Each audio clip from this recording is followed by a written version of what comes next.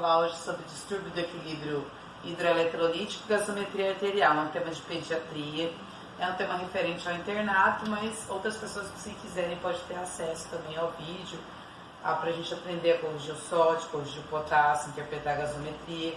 Isso são temas muito importantes para a prática clínica de pediatria e para a prática clínica de UTI. Como a gente espera que nos próximos dias a gente tenha um volume maior de UTI geral, tanto pediátrico como adulto, então isso é um tema importante até para quem faz clínica médica. Aqui eu fiz um resumo bem básico que eu vou passar rapidamente, só para a gente saber que nosso corpo, 50% a 60% do peso é água. Por que isso é importante? Para a gente poder entender depois os distúrbios do equilíbrio.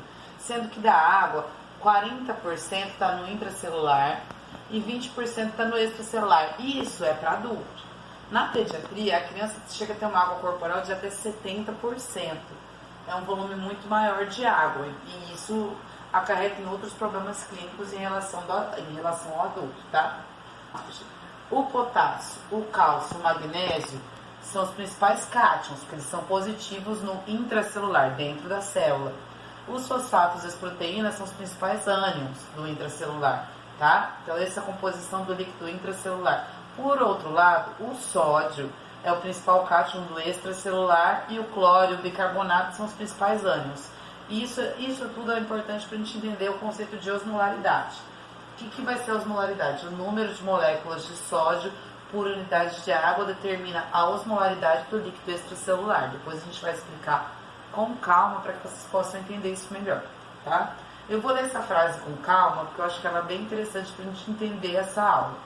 Se o sódio, que é o principal cátion do extracelular, é perdido, a água é excretada na tentativa de manter a osmolaridade. Aquele conceito que a gente aprende lá na 8ª série, no primeiro ano, para onde o sódio vai, a água vai atrás. Então, se o sódio é retido, a água é retida. Se o sódio é excretado, a água vai atrás. A quantidade total de sódio existente no organismo é de aproximadamente 4.000 megs, porém a maior parte desse sódio está no esqueleto. Então o que a gente tem medido é o sódio do extracelular, que é aquele valor que a gente olha na gasometria, que a gente olha no exame, é 135 megs por litro. A gente só mede o extra, a gente não tem como fazer essa medição do sódio que está dentro do nosso esqueleto, tá? Então aqui, nessa imagem, a gente vê líquido extracelular, líquido intracelular. Aí a gente vai ver os principais cátions e ânions. Ó, o que a gente falou do sódio. No extracelular, a gente tem 142 megs por litro de sódio. No intracelular, 10. Potássio, que é o que a gente mede, cerca de 4 megs litro.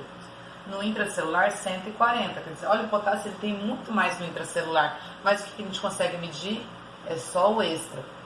Cálcio, 2,4 mEq litro. Outro ânion que é importante, o cloro, tem 103 mEq litro. Os fosfatos, 4 mEq litros. Isso aqui no aparelho de gasometria a gente consegue fazer medição desses principalmente, tá? PO2 do nosso organismo, cerca de 35 milímetros. PCO2, cerca de 45. E o nosso pH é cerca de 7,4. Tá? Isso aqui é importante saber sim, todos esses... os valores, no geral, a gente tem que saber, esses que a gente citou, tá bom? E a diferença entre um e outro é o que vai manter a osmolaridade, é o que vai definir se a gente vai ter mais líquido no extra ou mais líquido no intracelular, tá? Então, o que são os distúrbios do equilíbrio eletrolítico? Vamos primeiro no sódio, tá? O equilíbrio hidroeletrolítico ele é regido por aquele princípio que a gente já explicou, mas a gente vai repetir para que vocês possam gravar bem. A água vai para onde o sódio for, então. Para onde o sódio for, a água vai atrás. Então, a gente vai ler o primeiro, que é a hiponatremia. O que é a hiponatremia? Ela pode ser resultado da deficiência corpórea do sódio. Então, você pode estar realmente com pouco sódio, alguma patologia renal, um diurético tiazídico fez com que você espoliasse sódio. Pode ser também uma diluição por excesso de água. Você está com tanta água que quando você vai medir, aparece que é uma hiponatremia, mas ela é diluicional. Ou uma combinação dos dois fatores. A causa mais comum é a excreção ineficiente de água frente a um excesso de administração. Então, o que acontece? Esse paciente que vai lá na UTI, agora que está na moda, porque é uma coisa que está acontecendo atualmente, está com uma síndrome da angústia respiratória aguda, está entubado, ele não está conseguindo se alimentar. Você calcula um soro com pouca quantidade de sódio. Então, o que vai acontecer com o sódio desse paciente? Ele vai ser diluído. Então, às vezes, o paciente chega no dia 1 no hospital com 140 de sódio. No dia 2 está com 135. Tá normal? Tá normal. Mas daqui no dia 10, ele vai estar com 125. Então, qual foi a causa dessa hiponatremia? Provavelmente foi uma causa iatrogênica. A gente deu muito volume com pouca concentração de sódio. Por isso que é super importante a gente saber, a gente vai aprender a calcular o soro. Então, pode ser hiponatremia por uma superidratação, muito líquido, ou pode ser um déficit de sódio mesmo, tá? No organismo. Então, o que é depressão? Depressão é perda. O que acontece na depressão? A gente vai perder fluidos que contêm sódio. O que acontece em criança? Diarreia, vômito. Então, na diarreia e no vômito, a gente vai estar perdendo sódio, vai estar perdendo potássio, lesões de pele, queimadura, grandes queimados, sequestro, obstrução intestinal na pediatria, uma estenose hipertrófica de pylori, um bebê que nasce com 20 dias evolui com uma estenose hipertrófica, perda renal, que é a doença de Addison, uso no adulto de diuréticos tiazídicos, isso tudo leva a uma perda de sódio, tá? Então são todas as causas de hiponatremia. Diluicional, então muita água para aquela quantidade de sódio. Em adulto, insuficiência cardíaca congestiva, está com muito volume de água. Cirrose, doença renal, secreção inapropriada do hormônio antidiurético, excesso de lipídios, hiperglicemia e o mieloma múltiplo também costuma levar a um aumento diluicional da água, que leva a uma baixa de sódio. Então, todas essas são possíveis causas de hiponatremia, tá? O que a gente tem que saber também para essa aula? Calcular a osmolaridade. O que é a osmolaridade? É uma continha matemática que ela é feita da seguinte forma: 2 vezes a concentração do sódio, mais glicose dividido por 18, mais ureia dividido por 6. Qual que é o valor dessa osmolaridade normal? 280 a 320 miliosmols. Tem que saber, porque a osmolaridade vai afetar toda a regulação desse equilíbrio de sódio, de potássio e dos outros cátions e ânions, tá? Então essa conta a gente tem que saber, o valor dela a gente tem que saber que é de 280 a 320 miliosmols, tá? Vamos lá. Nesse quadro, a gente tem diagnóstico diferencial de hiponatremia. Então, a hiponatremia, para facilitar o entendimento, a gente, repetindo novamente para vocês poderem gravar, a gente pode ter 2 tipos. A real, que é a baixa de sódio mesmo, ou a diluicional, que é o excesso de água. Então, ou você tem pouco sódio, ou você tem muita água e dilui. Quando o aparelho vai ler, o sódio aparece baixo. Então, qual que é a real? Um exemplo de hiponatremia, o quadro clínico da hiponatremia real. O que vai acontecer com o hematócrito? Ele vai estar elevado, que essa pessoa vai estar hemoconcentrado, vai ter um pulso rápido, uma pele fria e pastosa, mucosas secas, turgor diminuído. Ela está tocando interfone. Um edema ausente e urina pouco. Por que esse paciente está tendo? Um exemplo, está tendo diarreia. Diarreia, vômito, então ele está desidratado. Então esse vai ser o quadro clínico dele. Ele perdeu muita água e perdeu muito sódio, então ele está desidratado. O que é hiponatremia diluicional? Ele está com muito líquido no corpo. Então ele vai estar congesto. Normalmente a ureia vai estar normal, o hematócrito pode estar baixo porque ele está diluído, a PA pode estar normal, as mucosas vão estar úmidas e pode ter edema, tá? Um exemplo, vamos pegar um exemplo, um paciente que tem síndrome nefrítica. Na síndrome nefrítica a gente vai ter uma diminuição da diurese. Como a gente tem essa diminuição da diurese, esse paciente vai ficar congesto, vai ficar com um volume de líquido muito grande. E isso pode levar a uma hiponatremia diluicional. E é esse o quadro clínico da síndrome nefrítica, que na pediatria e no adulto também é bem semelhante. Aqui é um fluxograma que eu peguei aqui, ó, foi adaptado de Halperin e Goldstein. Isso é bem antigo, é de 1999. Mas é para facilitar o nosso entendimento, tá? Um jeito da gente de auxiliar no diagnóstico da hiponatremia. A gente pode ter hiponatremia por perda de sódio ou hiponatremia por ganho de água. Então, depressão, diluição, tá? Por perda de sódio, a gente vai olhar o sódio urinário. Isso daí é um exame laboratorial que a maioria dos laboratórios tem. Ah, o sódio urinário está baixo, quer dizer que ele teve uma perda extrarenal de sódio. Ou foi um uso de diurético tiazídico, ele teve uma diarreia, perdeu muito sódio pelas fezes, perdeu tanto sódio pelas fezes e pelos vômitos, que o rim está diminuindo a excreção. Por isso que você vai olhar, o sódio vai estar baixo na urina. Ah, não, o sódio urinário está acima de 20, mas o potássio na urina está alto. Então é uma perda renal de sódio mesmo. O rim está tendo algum problema nele que está levando a essa perda de sódio. Mas o potássio da urina está baixo. Então o que pode ser? O hipoaldosteronismo. O que é a aldosterona? A aldosterona é um hormônio que é produzido lá na nossa região da suprarrenal e ele faz essa troca do sódio com o potássio. Lá no tubo coletor, ele faz a troca do sódio com o potássio. Então, se o potássio na urina estiver baixo e o sódio na urina estiver alto, provavelmente é uma baixa de aldosterona. Vamos para o outro lado do quadro. Então, a hiponatremia por um excesso de volume, um ganho de água. Pode ser por secreção inapropriada do hormônio antidiurético, ele está retendo muito líquido e faz uma hiponatremia, ou pode ser por um hipocortisolismo, uma insuficiência cardíaca, baixa de albumina. O que acontece quando a albumina está baixa? A pressão oncótica, ela fica baixa, e se a pressão oncótica fica baixa, a gente vai ter um excesso de um extravasamento de líquido, e isso também pode levar a uma hiponatremia dilucional. E um hipotireoidismo também, tá? Isso tudo pode ser causa de hiponatremia. Vamos passar para o próximo? Como é que é feito o tratamento? Depende muito da causa. Então, vamos supor que é um paciente cardiopata, que tem algum tipo de congestão, ou se diagnosticou secreção inapropriada do hormônio antidiurético. O que você vai fazer nesse paciente?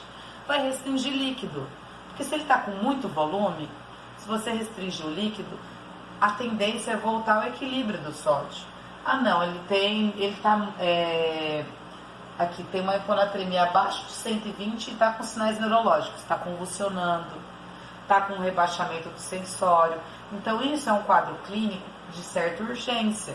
Você não vai poder esperar o organismo se reequilibrar, você tem que fazer uma correção mais rápida. Como é que a gente vai corrigir?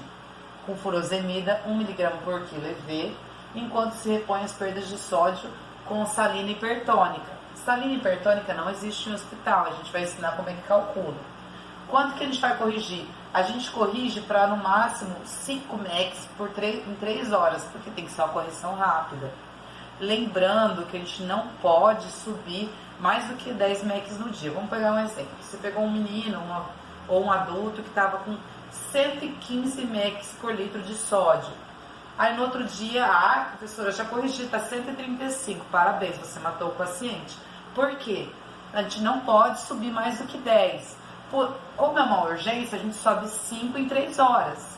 Mas depois a gente vai ter que calcular para subir no máximo de 8 a 10 mEq, 8 a 10 mEq em um dia. Isso é muito importante, porque o nosso corpo é inteligente. O que acontece quando o sódio do nosso corpo está baixo? Vamos lá, imagina o extracelular. A gente mede é o vaso. Então a gente tem aqui a célula e aqui é o vaso. O sódio aqui está muito baixo. Então o que vai acontecer? Ele, por diluição ou por perda, a tendência do corpo é fazer um equilíbrio. Então se você fizer uma reposição muito rápida desse sódio no extracelular, você pode causar um mecanismo que se chama mielinólise pontina. Então, e esse paciente pode ir a óbito, não, mas sim, porque provavelmente ele vai estar entubado, mas depois você vai ver que ele não vai ter uma recuperação neurológica adequada, tá bom? Vamos para o próximo.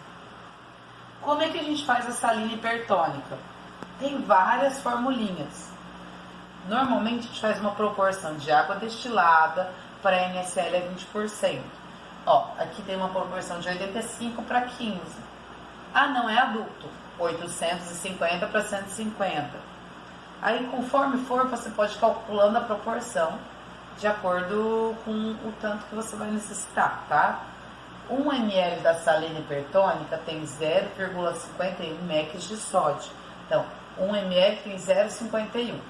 Como é que é feita a correção rápida? Então, esse paciente que está convulsionando, esse paciente que é muito grave, que você tem que corrigir no máximo em 3 horas para tirar ele desse quadro clínico. A gente vai fazer essa conta do sódio desejado menos o sódio encontrado vezes 0,6 vezes o peso. Então, se o sódio está abaixo de 120, a gente vai corrigir no máximo para 125 com salina hipertônica. Então, a gente vai fazer um exemplo agora para facilitar. O Joãozinho, tem 10 anos, tá com uma disenteria grave. O sódio dele está de 120 e ele pesa 35 quilos. E ele chegou para você convulsionando, e você viu que o sódio dele está de 120, a glicemia estava normal, então não tem outra causa. Provavelmente ele está convulsionando por causa do sódio baixo. Então você vai corrigir esse sódio para 125. Lembra que você não pode corrigir mais do que 10 por dia, senão você mata o paciente. Então vamos fazer a continha? Aquela continha que a gente viu. Sódio desejado menos encontrado vezes 0,6 vezes o peso. 5, que é o que você quer subir, vezes 0,6, que é a água corpórea total, vezes o peso, que é 35. Quantos MECs deu? Fez toda a conta, deu 105 MECs. Como é que eu vou fazer como é que eu vou calcular, professora, 105 MECs? A gente não aprendeu que 1 ml da salina tem 0,51? Então vamos lá. A gente vai pôr, cadê aqui? A salina hipertônica. Vamos ver se aparece no próximo. Aqui. Então ele vai precisar receber 105 MECs. 1 ml tem 0,51. Vamos fazer uma regrinha de 3. X 100 MECs. Eu arredondei, tá? Não tem problema fazer um arredondamento só para facilitar. Ah, então ele vai precisar de 200 ml de salina hipertônica. Bom, aqui, 85 com 15, eu tenho 100. Dobra. 30 ml, ó. 30 ml, dobro de 15, 30 ml de NaCl é 20, com 170 de água destilada. E por isso que a gente é bom decorar essa proporção, que aí vocês podem dobrar, triplicar, fazer 850 com 150, é só vocês fazerem a proporção. Então, nesse paciente, o Joãozinho, a gente vai fazer 30 ml de NaCl 20 com 170 de água destilada, vai correr 175 ml em 1 hora. Por que eu pus isso? A gente tem que correr no máximo 5 ml quilo-hora, tá? Mas, para facilitar, a gente pode escrever isso aqui para enfermagem, ó. Os 30 ml de NaCl com 170 de água destilada, correr em 3 horas, que tá tudo certo. 3 horas você correu, vai pedir um sódio. Pede um sódio com urgência pro laboratório. Por quê? Para a gente ver se só subiu 5. Ah, já subiu 8, então peraí, baixa não, porque senão você vai subir muito e aí pode dar aquela complicação temida que é a mielinólise contínua. Então a gente tem que ficar de olho. É melhor, às vezes, a gente tem que corrigir com uma certa urgência, mas tem que tomar cuidado para a gente não aumentar muito rápido esse sódio, tá? Vamos lá agora para outra situação. Ah não, esse paciente está chocado. O que ele está chocado? Está com pulso rápido, frequência cardíaca alta, a perfusão está ruim. E pior ainda, está hipotenso, choque hipotensível, ele está com pressão sistólica muito baixa para o valor definido para a idade. Então, primeira coisa, a gente tem que normalizar a volemia. A gente não vai preocupar com sódio, a gente tem que tirar o paciente do choque. Como é que tira o paciente do choque? Soro fisiológico, 20 ml por quilo, tá? Essa é a conduta. Vai repetindo de acordo com a necessidade, sempre reavaliando o paciente, tá bom? Ah não, ele está euvolêmico ou está hipervolêmico, então ele está com excesso de volume. Qual que é o tratamento da hiponatremia? Vamos secar, ele está com muita água, pouco sódio. Então como é que a gente vai fazer para melhorar essa proporção de água para sódio? Seca, pensa num rodo. Vocês estão secando, vamos tirar essa água. Como é que a gente seca esse paciente? Restrição hídrica e furosemida, 1 mg a quilo. Lembra que a gente pode repor sódio se estiver muito baixo, mas a gente não pode subir mais do que 8 a 10 mg dia. Repetindo, por quê? Por causa do risco de mielinólise. Então, aqui, agora a gente vai para essa parte da tabela. Tem que saber? Tem. É importante? É. Essa tabela aqui, ela ensina o quê? Cada solução aqui, a gente vai olhar, por exemplo, aqui, salina hipertônica, que é aquela que a gente pôs, que tem 85 para 15, ou 850 para 150. 1 litro de salina hipertônica tem quantos MECs? 513 MECs. Tem que gravar? Tem. 1 litro de soro fisiológico tem quantos MECs? 154 MECs litro. 1 litro de Ringer lactato tem quantos MECs? 130 MECs litros. 1 litro de salina 0,45, o que é 0,45? É metade de soro com metade de soro glicosato, ou água destilada. Tem quanto? Ó, metade de 150, 77. Se gravar esse, você já sabe esse, tá? Metal de 0,9, 0,45. Salina 0,2, mais diluída ainda. Praticamente metade, 34. E a glicose, quanto tem de sódio da glicose? Nada. Não, glicose 0%. Esses todos têm que ser decorados, tá bom? Então, cada solução dessa aqui vai ter uma variação de sódio. A gente vai ensinar como é que faz. Tem uma continha matemática, tá bom? E aqui é o valor da água corpórea total, que tem uma variação de cada referência, tá? No homem jovem, a água corpórea total é o peso vezes 0,6, que é aquilo que a gente mostrou no início da aula, quanto que tem de água corpórea. Na mulher jovem é o peso vezes 0,5. Em idoso, tem lugar que fala que é 0,55. Em criança pequena, a gente fala que chega a ser 0,7. Para não errar, faz vezes 0,6, que é o padrão mais utilizado, tá? Então, vamos lá. A gente vai usar o exemplo do Joãozinho. Lembra quanto que tem a salina hipertônica? 513 mEq em 1 litro de solução. Como é que a gente faz a salina hipertônica? Ó, 850 de água com 150 de NaCl 20%. Ou 85 de água com 15 de NaCl 20%. Daí a gente faz as proporções. Então a gente tem que fazer a continha. O Joãozinho está com 115 mEq de sódio, tá? Vamos lá, você pediu o exame do laboratório e veio aqui esse valor aqui para você. 115 mEq litro. Ah não, ele não está convulsionando, está no estado geral razoável. Então vamos calcular para corrigir em 24 horas, tá? Então a gente já gravou a quantidade que cada solução tem de sódio e a gente vai usar a salina hipertônica. Por quê? Porque ela tem uma quantidade maior de sódio. Se ela tem uma quantidade maior de sódio, a gente vai dar um volume menor para corrigir. Qual que é a conta que eu uso? Tem várias formas. Pode usar aquela 0,6 vezes o peso, vezes a variação do sódio desejado? Sim. Qual que é mais adequada? É essa aqui. Então, a variação do sódio vai depender do sódio da infusão, que é o que a gente vai escolher, menos o sódio do paciente, sobre água corpórea total mais 1. Ai, professora, que estranho, como assim? Então, qual é o sódio da infusão? Ah, eu escolhi salina hipertônica, 513. Ah, não, ele pode ter um volume maior, eu escolhi soro fisiológico, 154. Ah, não, eu fiz com Ringer, 130. Então, a gente tem que, por isso que precisa gravar quanto que tem em cada solução. No caso do Joãozinho, que está com sódio de 115, a gente escolheu a salina hipertônica. Então, a gente vai fazer a continha. 513, que é aquele valor que a gente já viu lá atrás, menos. Então, sódio da salina menos o sódio do Joãozinho, que é 115, sobre água corpórea mais 1. Quanto que deu a água corpórea do Joãozinho? Deu quase 18. Essa continha dá 21,5. Vamos lá. Aqui, a água corpórea do Joãozinho foi calculada aqui, deu praticamente 18. Aí a gente fez essa divisão, essa continha, o valor deu 21.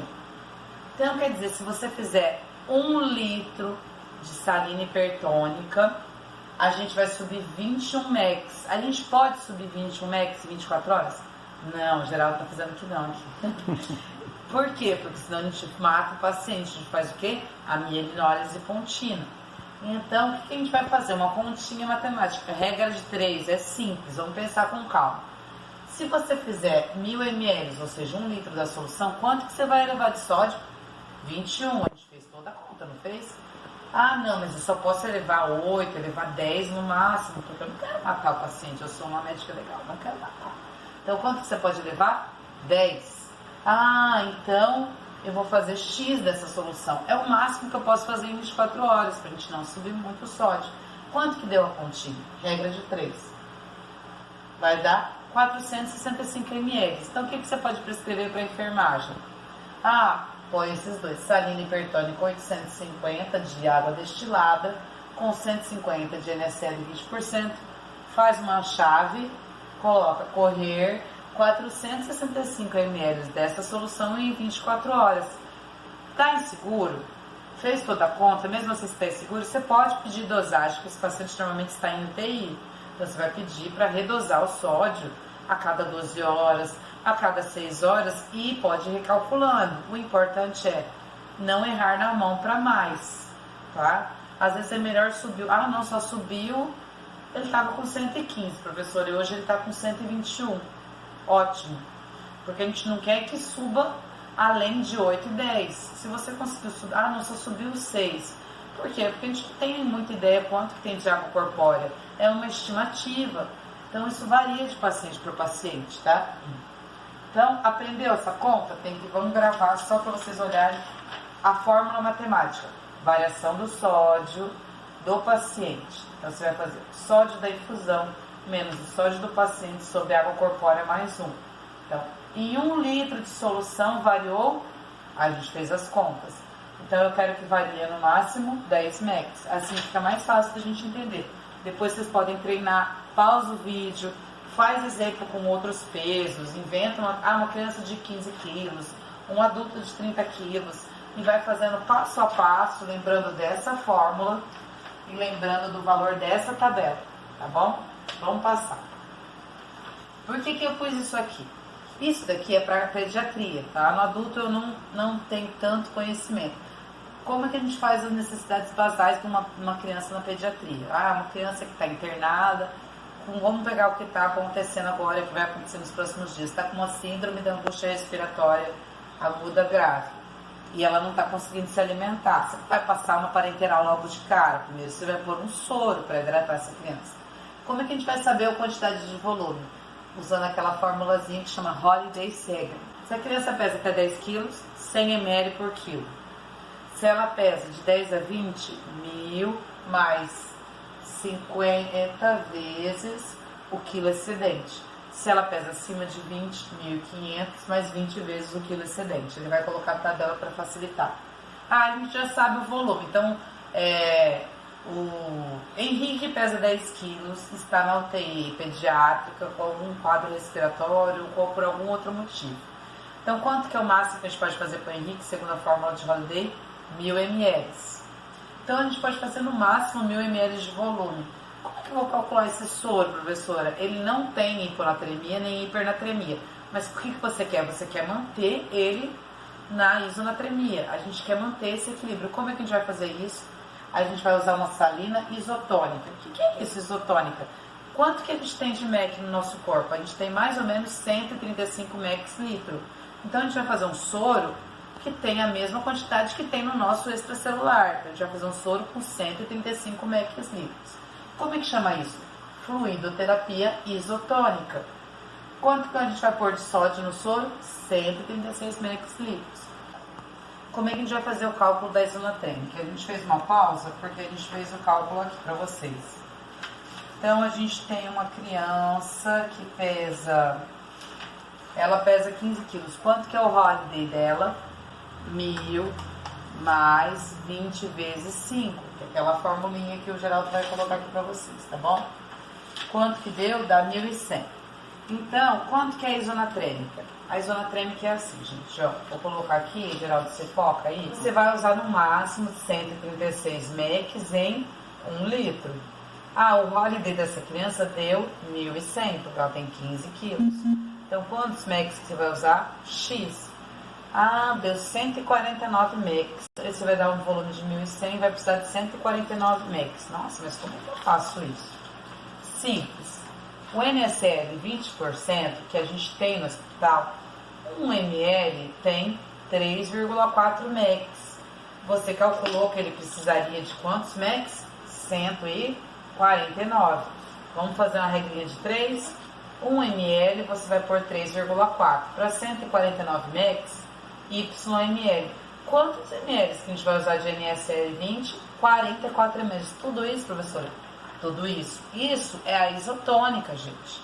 A gente não está falando um paciente que está normal, é um paciente que não tem nenhum risco maior de distúrbio hidroeletrolítico, que você quer manter ele isonatrêmico. Então, você vai fazer um soro assim, tá? E o potássio, professora? Como é que eu vou calcular o potássio? O potássio é 25 MEC litro. Então, a gente já gravou. O sódio, 136 MEC litro. O potássio, 25 MEC litro. Então, 25 MEC em 1.000. Quanto que é o Joãozinho? Ele pesa 15 quilos. Então, ele vai ser 1.100. A gente já fez aquela continha do Holiday. Quantos mEq de potássio que você vai precisar? 27,5. O KCl 19%, que é o que a gente tem no hospital, cada ml tem 2,5 mEq. Então você vai dividir 27,5 por 2,5. Quanto que deu? 11 ml. E como é que a gente vai fazer a prescrição? Aqui eu pus a prescrição. Então, o Joãozinho, ele precisa de um volume de 1.100 ml dia. Você vai usar o soro glicosado, porque ele está de jejum. Vamos supor um paciente que está entubado por um problema respiratório. Então, ele está de jejum, você vai usar o soro glicosado a 10. Ah, não, ele não está de jejum, então você pode usar 5. Ah, ele tem uma restrição hídrica, então a gente vai fazer um volume menor, tá? Mas vamos pegar um exemplo de um paciente que não tem a restrição hídrica. Então, você vai usar o soro glicosado a 10, 1.034 ml, o NaCl 20%, 44, o KCl 19,1, 11. É assim que você prescreve para enfermagem. Lógico, normalmente a gente não faz esse volume tão grande, a gente pega, divide isso por 3 e coloca EV de 8 em 8, ou divide por 4, EV de 6 em 6. É bem simples assim, tá bom? Então, depois vocês olham o vídeo com calma, vai pausando as partes, se lembra, sódio 136 mEq, potássio 25 mEq, calcular de acordo com o Holiday, coloca o Holiday de novo, tá, Geraldo? O Geraldo vai colocar o Holiday e você vai calcular de acordo com o Holiday do paciente, tá bom? Vamos lá. Assim, a prescrição de fluidoterapia de manutenção com o soro isotônico está contraindicada em quais situações que a gente não vai fazer esse soro isotônico?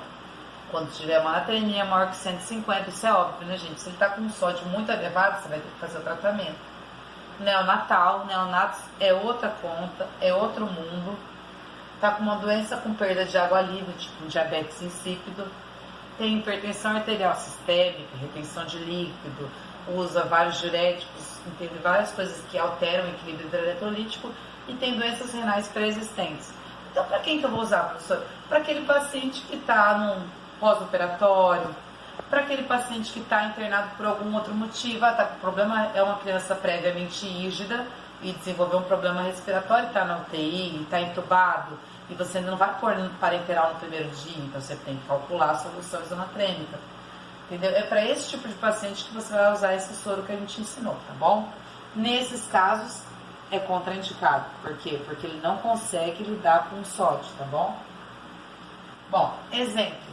Deixa eu postar um exemplo aqui, ó. Fluidoterapia de manutenção numa criança de 10 quilos, previamente rígida, está internada em enfermaria. Parâmetros para o cálculo. Então, oferta hídrica, 100 ml por quilo, sódio, 136 mEq, potássio, 25 mEq. Prescrição, fez todas as contas, né? É uma criança que está se alimentando, então você vai usar glicose 5% 1.000, mais NaCl é 20% 40, KCl é 19,1, 10 ml, tá? Depois vocês pausam o vídeo e tenta fazer essa conta em casa com calma. Aqui é a fórmula de Holiday, de novo, para decorar, 10 quilos, né? Que seria 100 ml por quilo. De 10 a 20, 1.000 mais 50 vezes o quilo. E assim por diante. Agora a gente vai mudar o tema. Agora, antes a gente estava falando de hiponatremia. O que é hiponatremia? Pouco sódio, ou pouco sódio e muita água. Ou sódio normal com muita água. Essas são as hiponatremias. Agora a gente vai falar de hipernatremia. Hipernatremia é um excesso de sódio no extracelular. Então, causas, tem várias.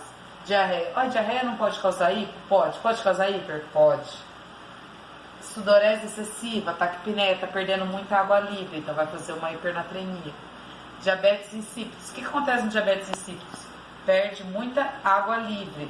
Então você está seco. Se você está seco, o sódio fica concentrado, então vai dar uma hipernatremia. Ganho de sódio. O paciente estava com uma acidose respiratória muito grave e você resolveu fazer bicarbonato de sódio, que não tem uma indicação precisa nesse caso. Mas vamos supor, você viu, estava com pH de 7,1 e resolveu fazer bicarbonato de sódio. Bicarbonato de sódio tem sódio, então a gente vai elevar o sódio desse paciente, vai levar uma hipernatremia. Hiperaldosteronismo, a gente já explicou. O hipoaldosteronismo da hiponatremia, o hiper da hipernatremia, tá?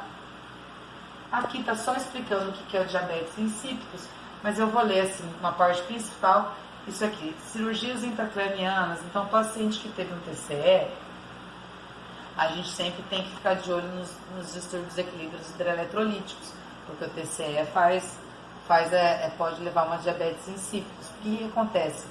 A secreção de hormônio antidiurético pela neurohipófise é parcial ou totalmente interrompida, levando ao comprometimento da capacidade de concentração da urina. Então vai sair uma urina que é praticamente água livre.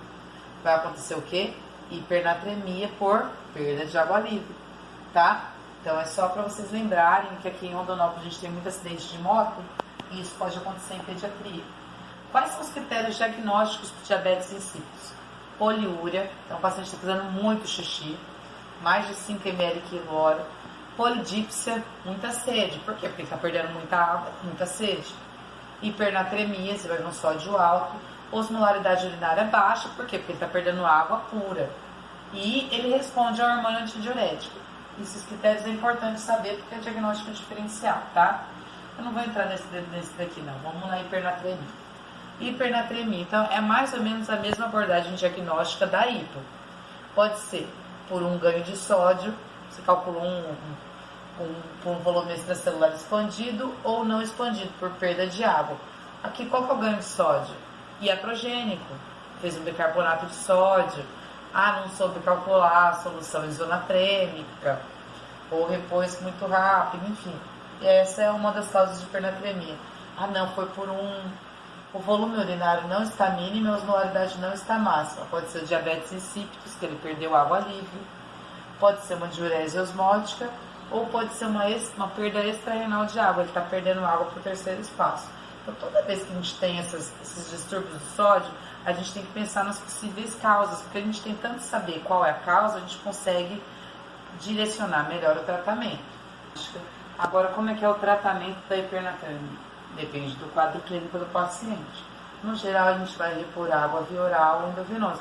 Um idoso, acamado, que não toma banho de grande quantidade de água. Então, a gente vai falar para a família, dá água para esse idoso, ele está com hipernatremia por falta de água. Outro exemplo, a outra coisa que a gente pode fazer, utilizar o soro glicosado, preferencialmente ao meio. Como assim, professora? Lembra daquela formulinha que a gente usou do Joãozinho? A variação do sódio. Essa aqui, gente, é o sódio da infusão, menos o sódio do paciente, sobre a água corpórea total mais 1. Esquece esse 115, que essa era do João. Nossa, mas como assim, professor? Vamos voltar para aquela tabela? Rapidão, a gente volta, aqui a tabelinha. Opa, aqui. Se você usar, por exemplo, uma salina a 0,45, quantos mEq tem de sódio? 77. Vamos pegar um exemplo. Não, usei uma glicose assim. Quantos mEq tem de sódio? 0. Minha professora, a conta vai dar negativo. Exatamente isso, tem que dar negativo, gente. Por que tem que dar negativo? Porque é o quanto que você vai abaixar de sódio. Na outra dá positivo, que é o quanto que você vai subir de sódio. Por isso que essa conta ela é tão mágica. Você pode usar ela tanto na hipo quanto na hipernatremia. Isso que é o mais legal dela. Quando a gente conseguir entender isso bem, fica mais fácil.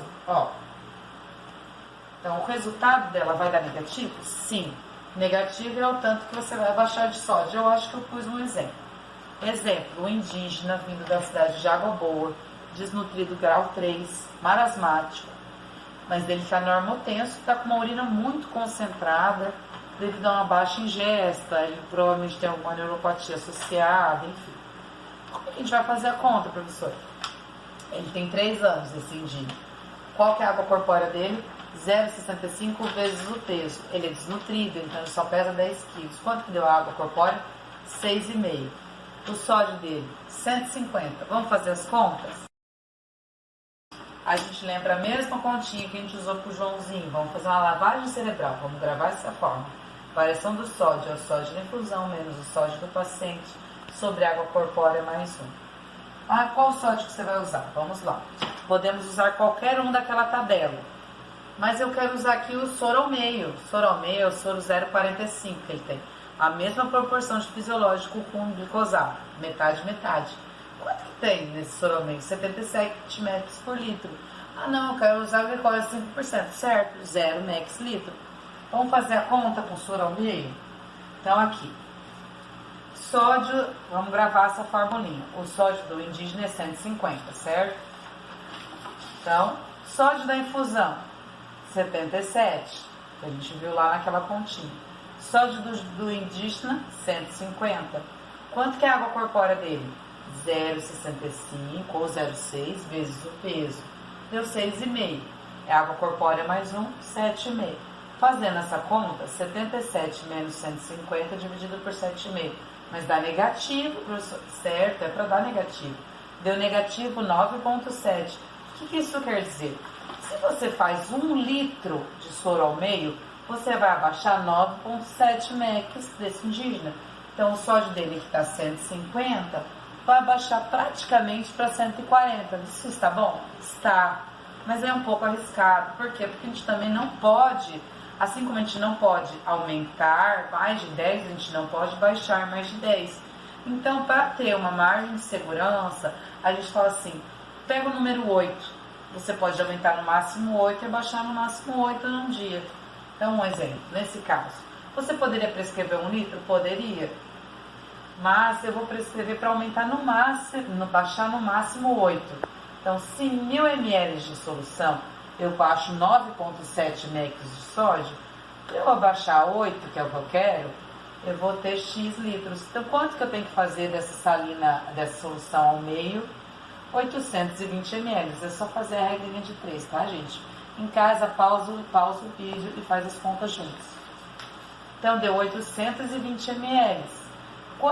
Como é que eu prescrevo isso, professora?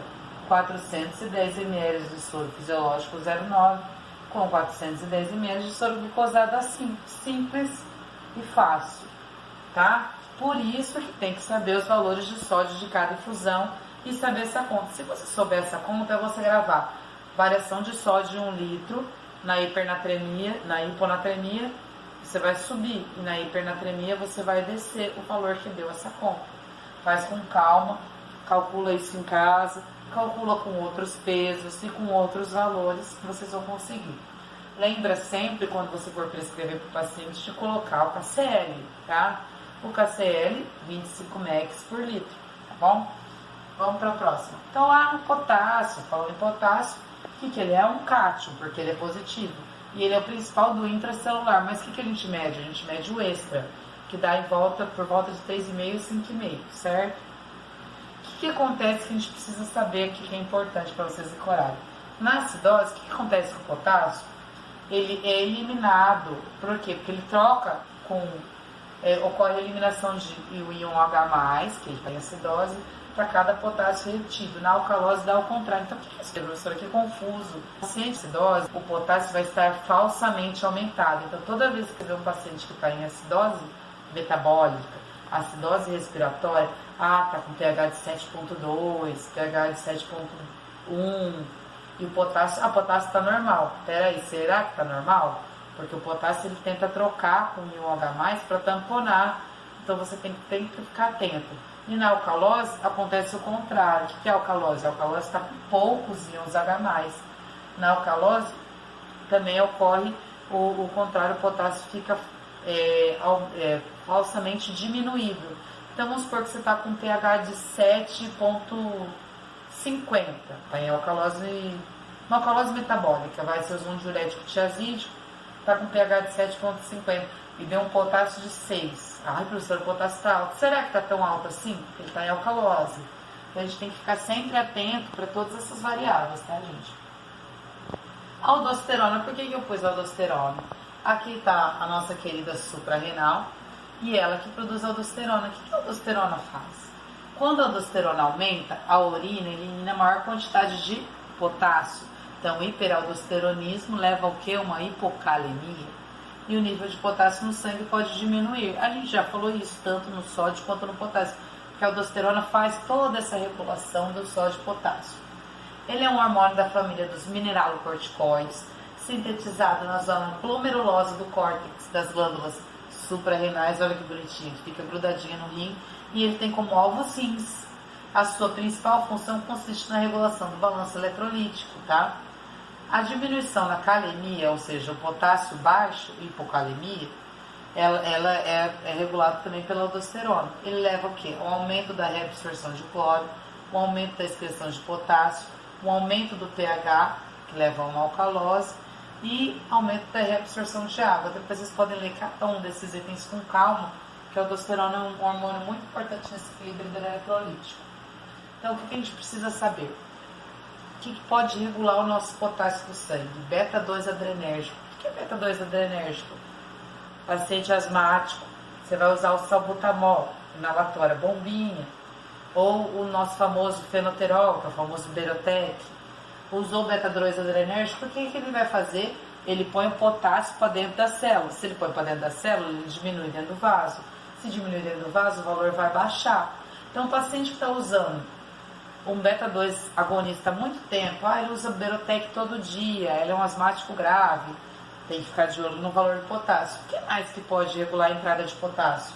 Insulina. Então, o paciente que tem diabetes, ele está usando insulina, ele pode ter hipocalemia? Pode. Por quê? Porque a insulina estimula a entrada de potássio para dentro das células, quer dizer que no vaso vai ficar baixo.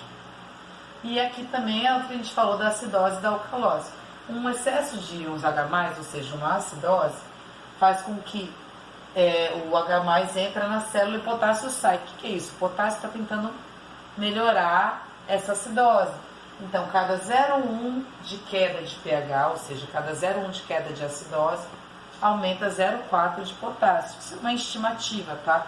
Então, o paciente que está com 7,2, o valor dele normal seria mais ou menos 7,4.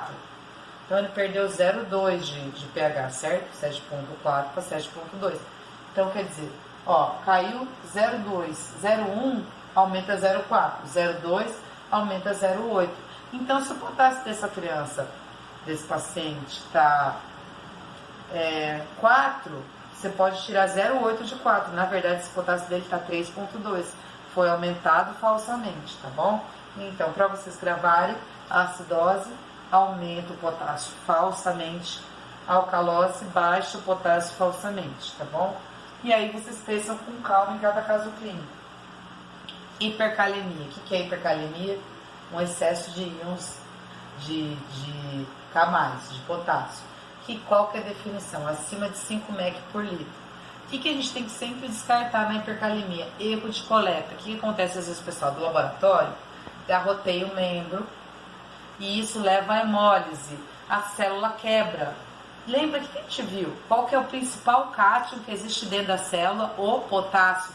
Se a célula quebrou, quando você medir, vai parecer que ele está alto, mas ele não está alto. Então, toda vez que você medir um potássio e veio muito alto e o paciente não tem quadro clínico que explique isso, não vai tratando logo. Pede revisão de lâmina, pede para polir novamente, porque garroteamento, que é um método muito usado pelo laboratório, aumenta o potássio. Outra coisa que pode aumentar potássio, leucemia, trombocitose, tudo isso leva ao aumento de potássio, tá bom? Então, como é que a gente vai fazer no caso da hipercalemia? Eu dividi em 3 itens a questão do tratamento, tá? Uma das causas, distribuição anormal de potássio, liberação do potássio intracelular e eliminação renal de potássio diminuída. São as etiologias, tá? Então, pode ser por distribuição anormal de potássio, ele não consegue entrar na célula. Acidose, falta de insulina, a gente já sabe que o excesso faz o contrário. Uso de estatinas, então ele usa simvastatina, porque ele tem uma hipercolesterolemia. Isso pode levar a uma hipercalemia. Uso de beta-bloqueador, ele usa atenolol, ele usa propanolol, isso tudo leva a aumento de potássio. Liberação do potássio intracelular, rabdomiólise, estatinas novamente, síndrome de lise tumoral, hipertermia maligna, aquele paciente que não sai do centro cirúrgico, durante a anestesia faz um quadro de hipertermia. Uso de bloqueador neuromuscular, entubou, usou uma dose excessiva de succinilcolina, hipercalemia. Eliminação de potássio diminuída, isso tudo leva à retenção de potássio. Hipoaldo, uso de espironolactona, aqui agora o nosso vilão do momento, que é o captopril, né, que está sendo retirado de alguns pacientes, porque ele não pode ser usado no caso do Covid-19, uso de anti-inflamatórios, uso de digitálicos, uso de trimetropin. Então, essas 3 são causas que levam a uma hipercalemia. Então, toda vez que tiver um paciente com hipercalemia, você tem que pensar clinicamente O que ele tem disso aqui que levou ao aumento de potássio? E sempre descartar erro de coleta, tá? O que a gente precisa saber da hipercalemia, que é muito importante? O que acontece quando o potássio está alto? Qual que é o principal problema? Arritmia. Arritmia. Ele morre por quê? Porque ele para. Por que ele para? Porque ele evolui para um ritmo de fibrilação, de taquicardia ventricular. Então, tem que saber as alterações do elétrico? Tem. Uma hipercalemia leve, potássio entre 5,5 e 6,5. Uma hipercalemia moderada entre 6,5 e 8. Hipercalemia severa acima de 8. O que acontece na hipercalemia leve? Tá 5,5 e 6. As ondas T ficam apiculadas. Você vai ver que aquela onda T ela vai ficar mais alta e a base dela fica mais estreita. Onda T apicula. Os níveis de potássio entre 5,5 e 6,5 se associam a alteração de repolarização. O nosso miocárdio ele não consegue entender um potássio alto. A primeira e mais frequente alteração é o incremento da amplitude da onda T. Então fica aquela T grande, apiculada, estreita e intenda. E o intervalo do QT pode ser normal ou curto. Ah, não, agora eu tenho uma hipercalemia moderada. Ups, o potássio já está quase em 8. Vai acontecer. O sistema de condução vai ter um distúrbio. A onda P começa a achatar, ó. A onda P fica pequenininha. Cadê a onda P aqui, ó? Não estamos vendo, ela está achatada. Começa a aumentar o intervalo PR, ó. Tá vendo? Aqui seria uma onda P. Ela está tão pequenininha que a gente não enxerga. O intervalo TR se alarga e o complexo QRS começa a alargar. Vocês estão vendo como mudou? Daqui, olha esse elétron. Tinha onda P, intervalo PR normal, só tinha o T apiculado. Olha aqui, intervalo PR alarga, a onda T fica mais apiculada, olha esse QRS, né? E pode evoluir para um bloqueio severa. Então a gente estava falando da moderada, lembra? Moderada de 6,5 a 8. Onda P achata, cadê a P? Ó? Não tem, tá praticamente uma bolinha só pequenininha. Alargamento do intervalo PR e o QRS alarga. Ah não, agora eu tô com uma hipercalemia severa, o potássio tá maior que 8. A onda P desaparece totalmente. O QRS se torna cada vez mais largo e diminui de amplitude e se fusiona com a onda T. Então o que é esse ritmo? É uma taquicardia ventricular, pode evoluir para uma fibrilação ventricular. Esse é um ataque, mas ele pode evoluir para uma fibrilação, que é aqueles ritmos anárquicos. Então, o que vai acontecer com esse paciente? Ele vai parar. Então, o nosso objetivo é evitar que chegue aqui nesse ponto. Quando tiver nesse ponto de alteração eletrocardiográfica, a gente já tem que tomar uma atitude imediata. Quais são as atitudes? Vamos lá, antes disso a gente vai fazer um resuminho. Então, manifestações clínicas, leve, moderada e severa, que tem uma leve divergência de literatura. Mas na leve, o que vai acontecer? PR prolonga, onda T apicula, que ela entenda. Ou a moderada, alarga o QRS. E a grave, a onda P você já não enxerga mais. E acontece um alargamento progressivo do QRS, que forma um ritmo parecendo uma taquicardia ventricular. Pode evoluir para um bloqueio, para uma fibrilação, que é aquele ritmo anárquico, ou para uma sistolia, aquela parada, né, em ritmo, aquela linha reta. Além disso, o paciente vai ter fraqueza muscular e hiporreflexia. Como é que a gente vai tratar esse excesso de potássio? Qual é o principal risco? Coração. Potássio alto, coração, potássio alto, coração.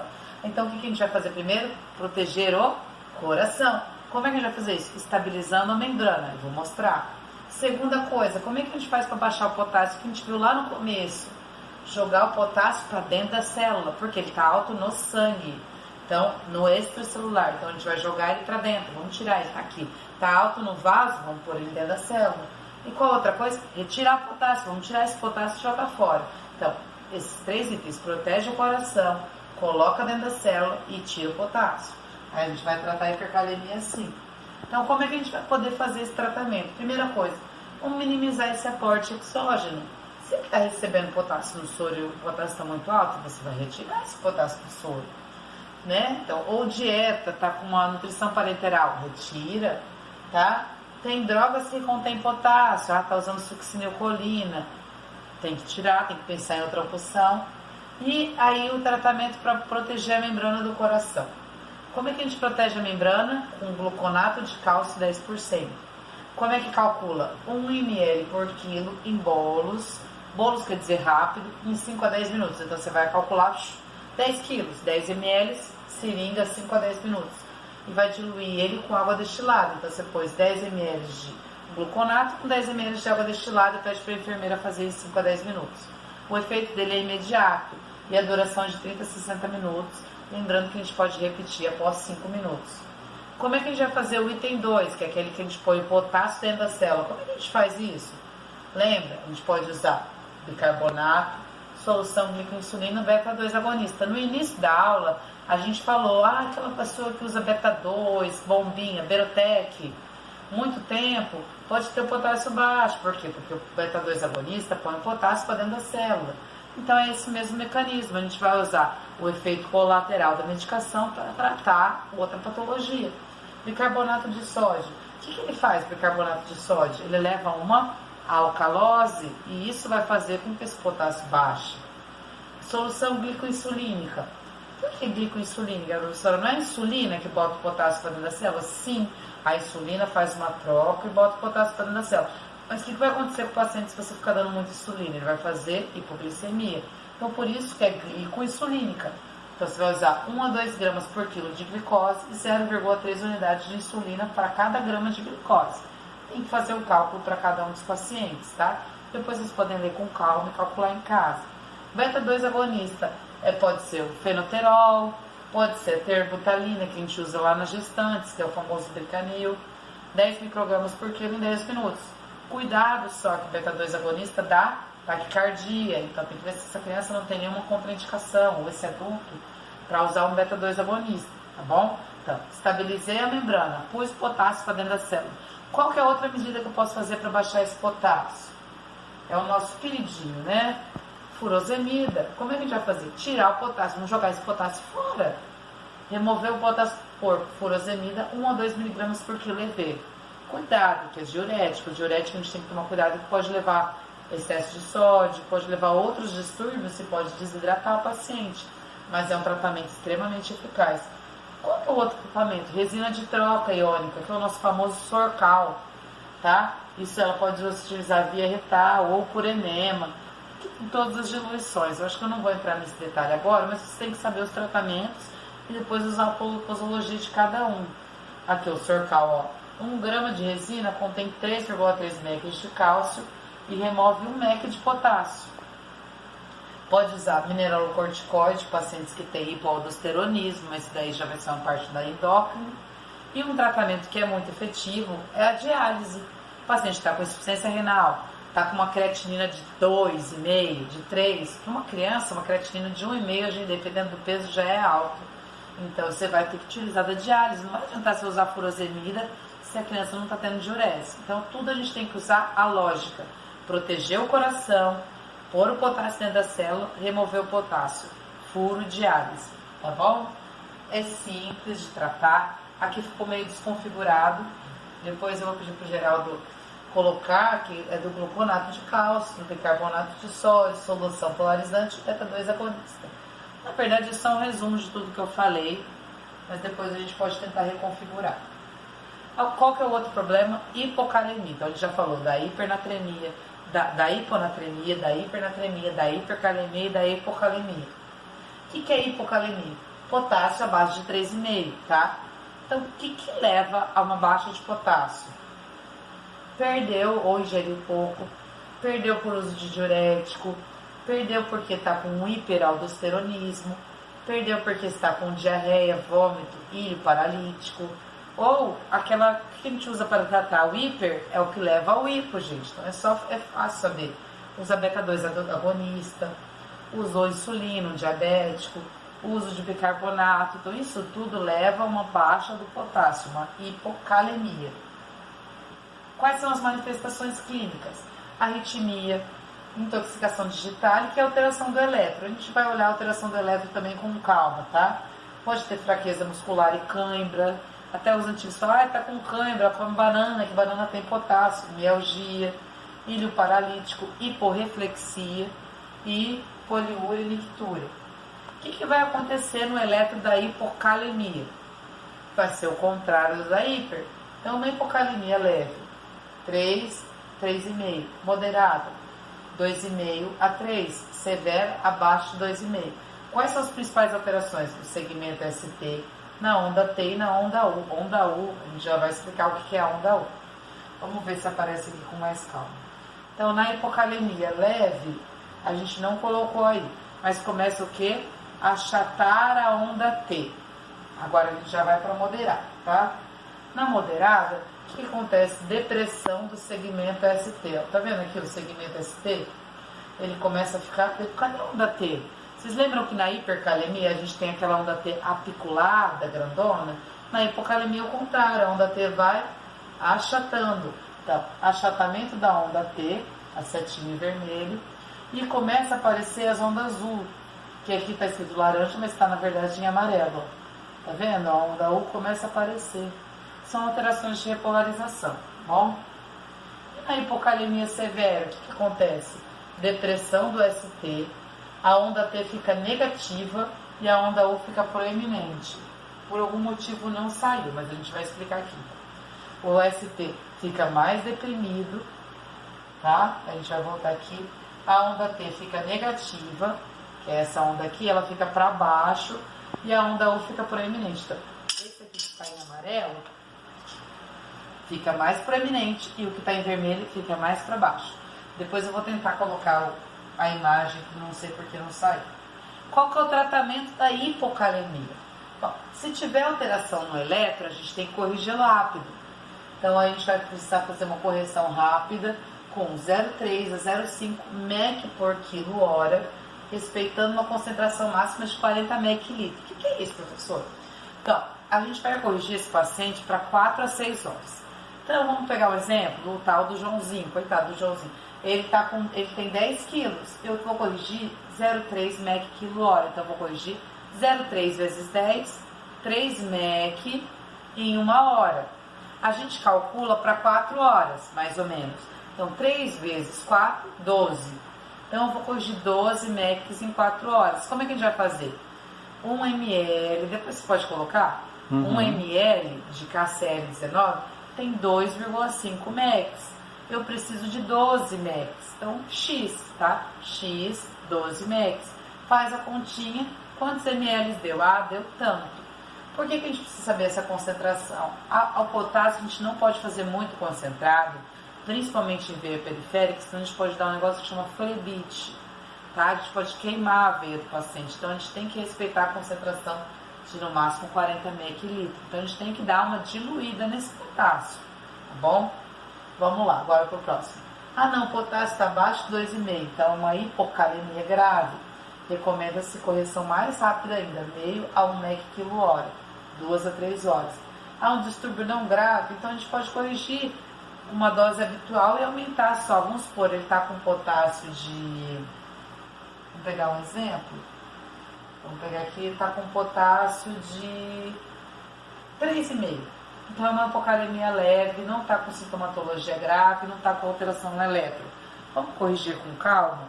A gente pode aumentar o aporte. Ao invés de fazer 25 mEq/litro de potássio, a gente aumenta para 30 e vai vendo como é que vai corrigindo no dia a dia. Essas correções rápidas são para os casos mais graves, tá? Agora aqui, para vocês saberem quanto que tem de cada solução. O xarope de cloreto de potássio a 6%, que aí é tomado via oral, tem 0,8 mEq/litro.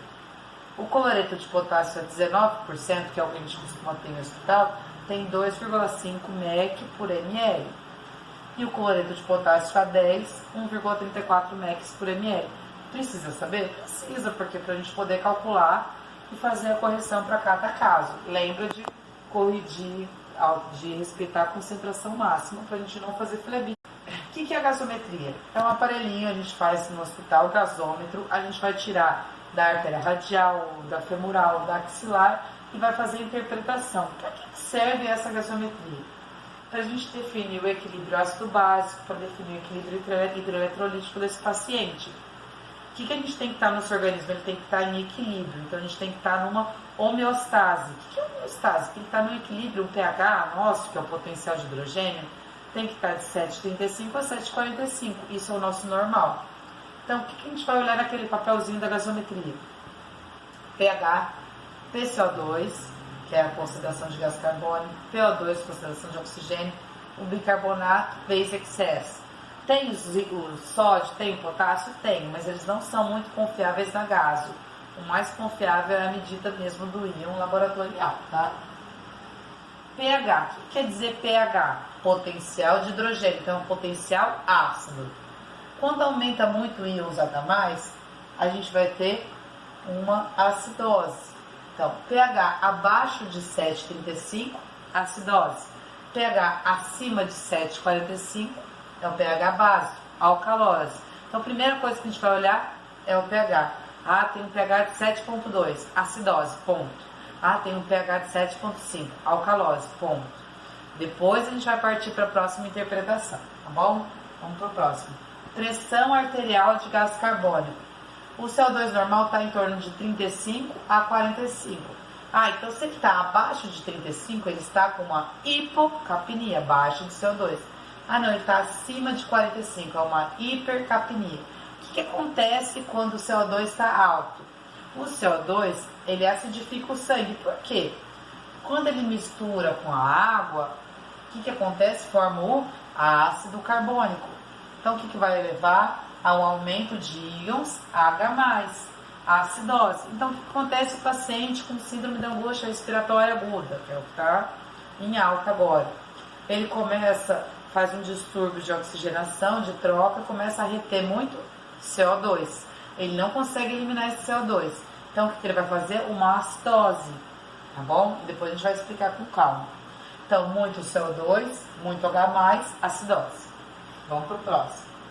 PaO2, é a pressão arterial de O2. A pressão de oxigênio ideal para a gente é de 80 a 100. Então, se está abaixo de 80, ele está em hipoxemia, que pode levar a um sofrimento do tecido, que é a hipóxia.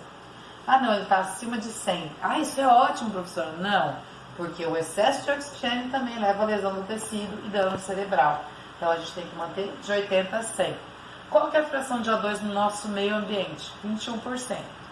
Aí, de acordo com o dispositivo que você vai usar para o paciente, você vai ter uma fração inspirada de O2 diferente, tá? Qual que é o outro item da gaso? Base excess. Excesso de base. É a quantidade de bases no sangue. Ela varia de -2 a +2. Se você está com ele muito negativo, -8, -6, quer dizer que você está perdendo bases, quer dizer que você está ficando mais ácido. Está muito positivo, quer dizer que seu rim está retendo bases, você está mais alcalino. Até aí fica bem fácil. Aqui tem os valores de referência que tem que saber, tem que decorar. pH 7,35 a 7,45, PCO2 35 a 45, PO2 80 a 100, saturação 95 até 98%, Basic excess mais ou menos 2 e o BIC 22 a 26. O que é isso, essa conta? Essa é a continha do pH. Tem o BIC sobre o PCO2. Por que eu pus isso daqui? Porque fica fácil raciocinar assim. Ah, está em acidose por quê? Porque o PCO2 está alto. Então, o que é acidose? O pH está baixo, porque o PCO2 está alto. Porque o pH ele é inversamente proporcional à pressão de CO2. Ah, ele está em acidose porque o bicarbonato está baixo. Ele é diretamente proporcional ao bicarbonato. Isso daqui eu pus só para facilitar o raciocínio. Vamos pegar um exemplo? Primeiro caso, a gente tem um paciente que está... Vamos pegar um caso clínico, vamos inventar um caso clínico. Ele está retendo CO2 porque está hipoventilando por algum motivo, problema respiratório. Primeiro item que você vai olhar, pH 7,2. Ele está abaixo de 7,35, então ele está acidose.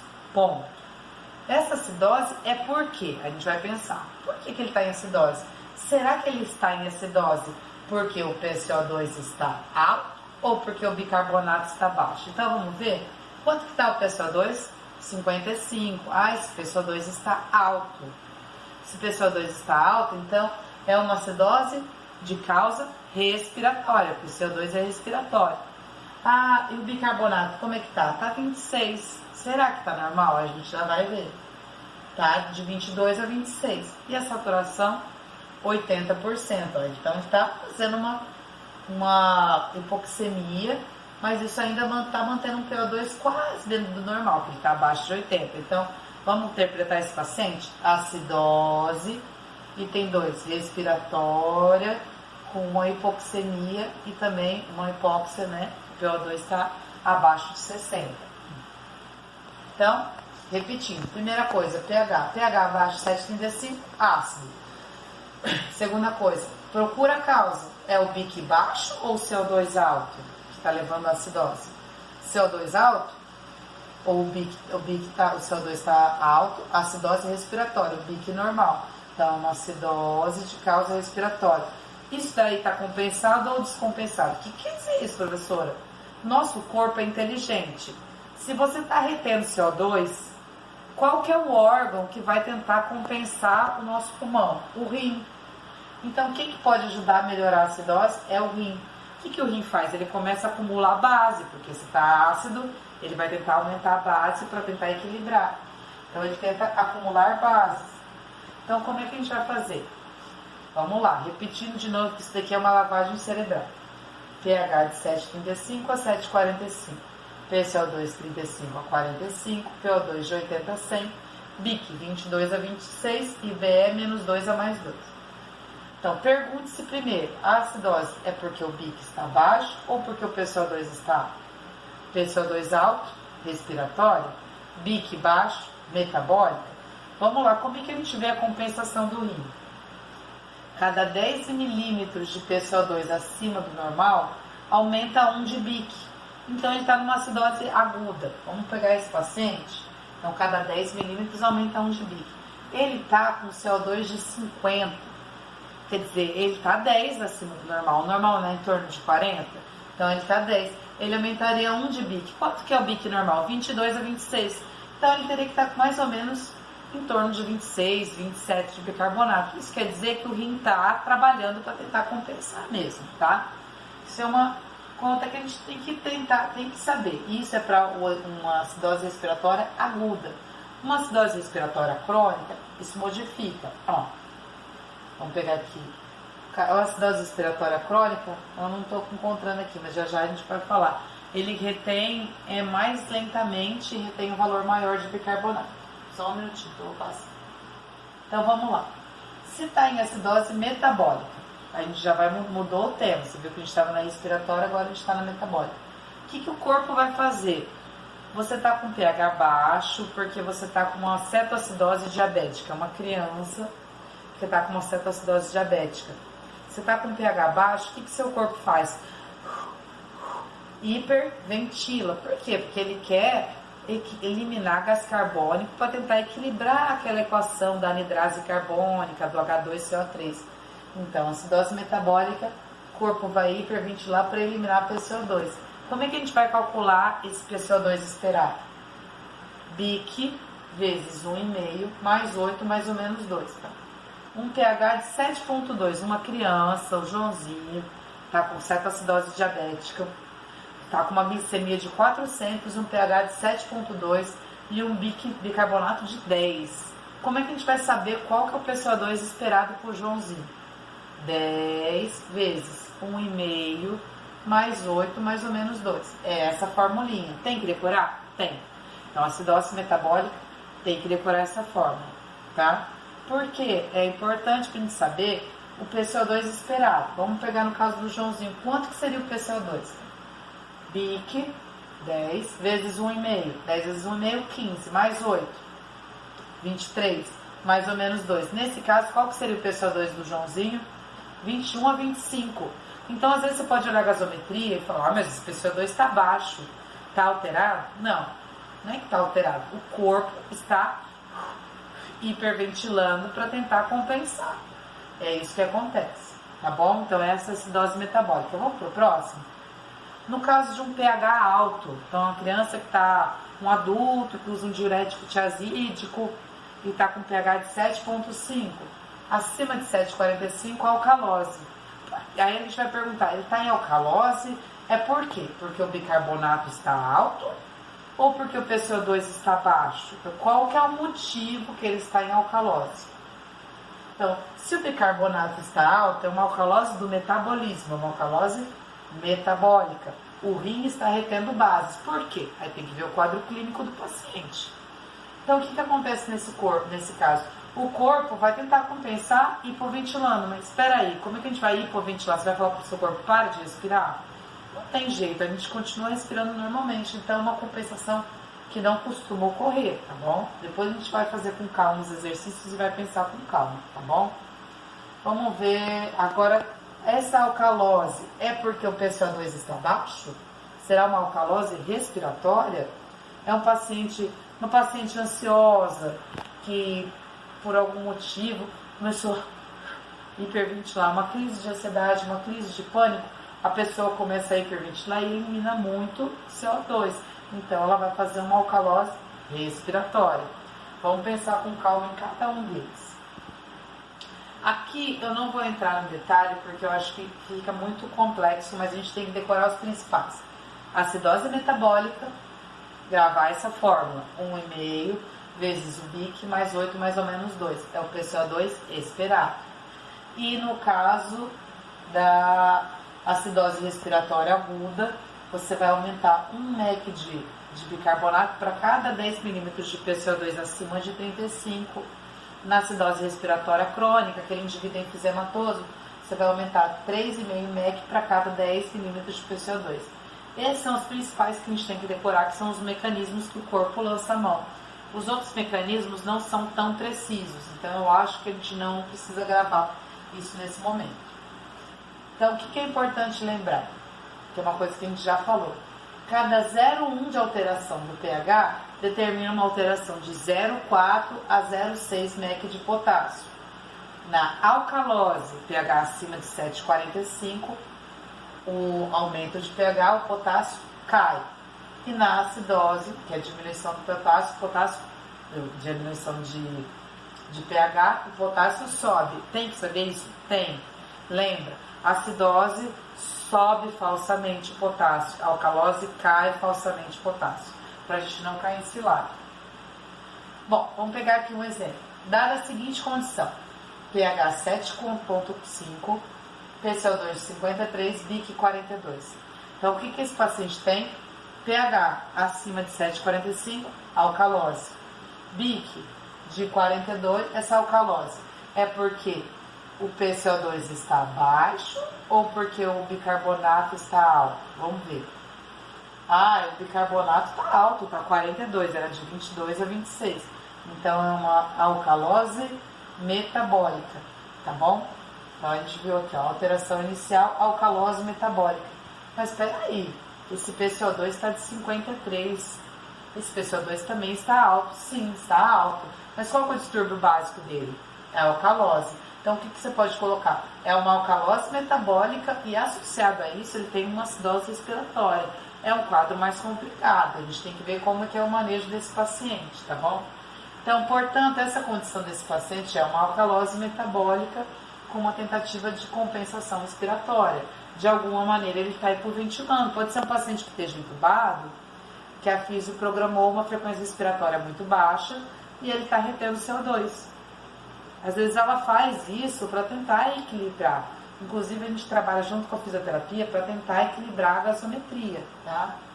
O ventilador é muito útil nesses casos, sim. Vamos pegar esse caso? É um paciente que tem um pH de 7,4. Uai, tá normal esse pH, professor? Tá, mas vamos ver os outros, né? Os outros variantes.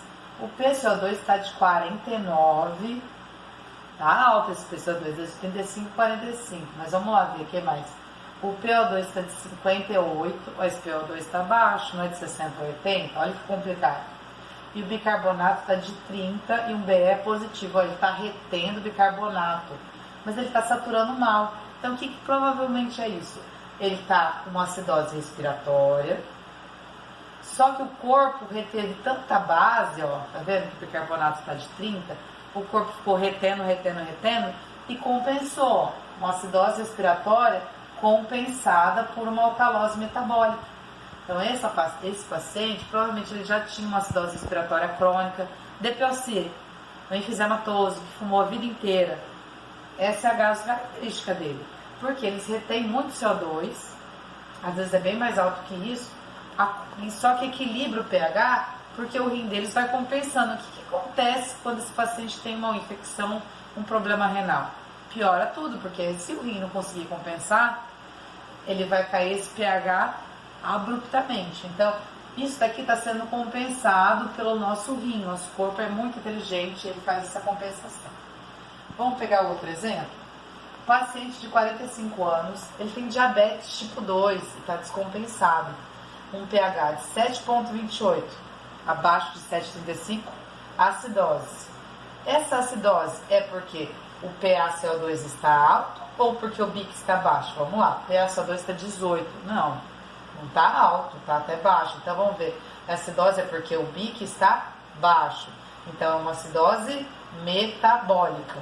Então é uma acidose metabólica. O que o corpo fez? Vamos lembrar daquela continha.